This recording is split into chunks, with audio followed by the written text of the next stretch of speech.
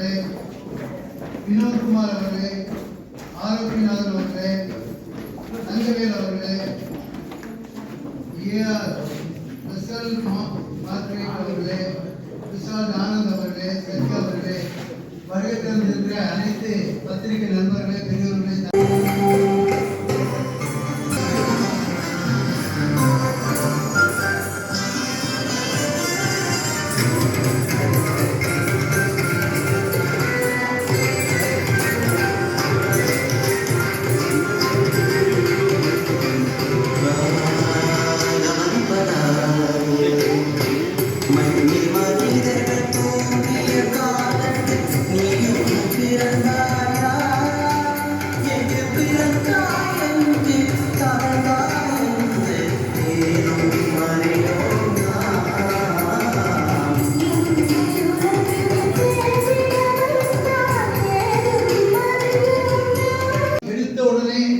யாருக்கு வாய்ப்பு கொடுக்கிறார்களோ இல்லையோ என்னை செல்ல வேண்டும் என்று மனதில் எண்ணி கருதி எனக்கு முதலிலே இந்த வாய்ப்பை கொடுத்திருக்கிறார்கள். அதற்காக இந்த பதிவிற்கு நான் உள்ளபடியே எனது மனமார்ந்த நன்றியையும் வாழ்த்துக்களையும் தெரிவித்துக் கொள்கின்றேன்.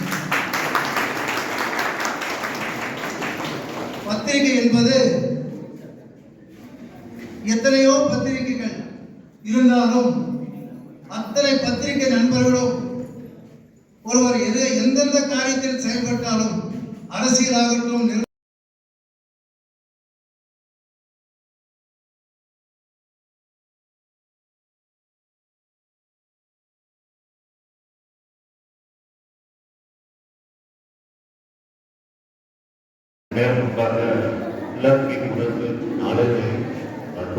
கோவை பதிப்பதற்கு துவக்க விழா இறுதியில் நடந்தது. ஒரு நிறைய ப்ரோக்ராம்ஸ் இருக்கீங்க. ஒரு சில விஷயங்கள் மட்டும் நான் ஷேர் பண்ணிக்கணும்னு ஆசைப்படுறேன்.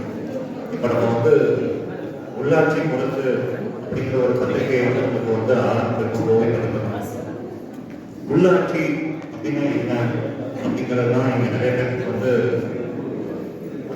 என்டர்பிரைசேஷன் வந்துட்டு இருக்காங்க. நம்ம இப்போ கவர்மெண்ட் அப்படின்னு சொன்னா சென்ட்ரல் கவர்மெண்ட், ஸ்டேட் கவர்மெண்ட் அப்படின்னு தான் நினைச்சிட்டு இருக்கோம். ஆனா இந்த லோக்கல் சென்ட்ரல் கவர்மெண்ட் அப்படின்னு சொல்லி ஒரு உள்ளாட்சி கூட்டமைப்பு இங்க இயங்கிட்டு இருக்கு. அதை சிம்பிளா நம்ம சொல்லணும் அப்படின்னு சொன்னா பஞ்சாயத்து, முனிசிபாலிட்டி. இந்த பஞ்சாயத்து, முனிசிபாலிட்டி அப்படின்னு சொல்லக்கூடிய ஒரு விஷயத்துல இந்த மாதிரியான ஒரு உள்ளாட்சி அமைப்புகள் இப்போதான் வந்துச்சா அப்படின்னு பாத்தீங்கன்னா கிடையாது. இது நம்மளுடைய ஹிஸ்டரி எடுத்து பார்த்தோம் அப்படின்னு சொன்னா இந்த உள்ளாட்சி கூட்டமைப்பு அப்படிங்கிறது வேதி காலத்திலேயே வேதிக் பீரியட்னு சொல்லுவாங்க ஹிஸ்டரியில. அந்த வேதிக் பீரியட்லயே இந்த மாதிரியான ஒரு விஷயம் நம்மளுடைய நாட்டில் இருந்துச்சு அப்படின்னு சொல்லி சொல்றாங்க. அதே மாதிரி சோழர்கள் காலத்துல குடவோலை முறை அப்படின்னு சொல்லி ஒரு சொல்றாங்க. முறை அப்படிங்கிறது அன்னைக்கு இருந்த அந்த லோக்கல் கவுன்சில்ஸ்ல சீக்ரெட் பேலட் மெத்தட் ஓட்டமைப்பின் முறையில் தேர்ந்தெடுக்கப்பட்டு அங்கே ஆர்கனைஸ் பண்ணப்பட்டு அந்த கூட்டத்தின் வாயிலாக அந்தந்த கம்யூனிட்டிக்கு தேவையான டெவலப்மெண்ட்ஸை எப்படி பார்க்கணும் அப்படிங்கிற ஒரு உள்ளாட்சி முறை சோழர்கள் காலத்திலிருந்தே வழிமுறையாக வந்து முடிகிறது அப்படின்னு சொல்லி சொல்றாங்க.